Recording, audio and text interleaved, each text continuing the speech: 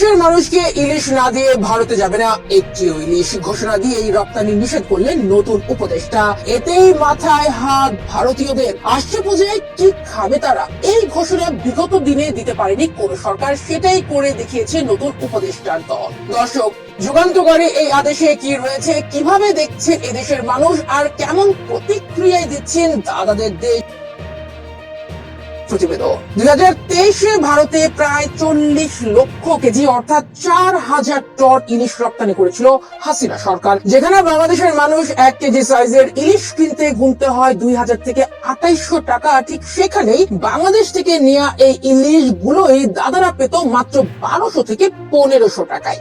দেশের মানুষ ভুলে গিয়েছিল ইলিশের কি স্বাদ, কেমন হয় তার ঘ্রাণ। চোখের সামনে চলে যেত সব ইলিশ ওপারে, যেই অল্প কিছু থেকে যেত সেটাও স্থান পেত এ দেশের বড় বাবুদের পাতে। তরুণদের হাত ধরে পাল্টেছে সরকার, জনগণ পেতে শুরু করেছে তার অধিকার। সেই লক্ষ্যে নতুন রপ্তানি উপদেষ্টার এই উপলব্ধি। দেশের মানুষের পাতে নিশ্চিত চায় জাতীয় মাছ ইলিশ।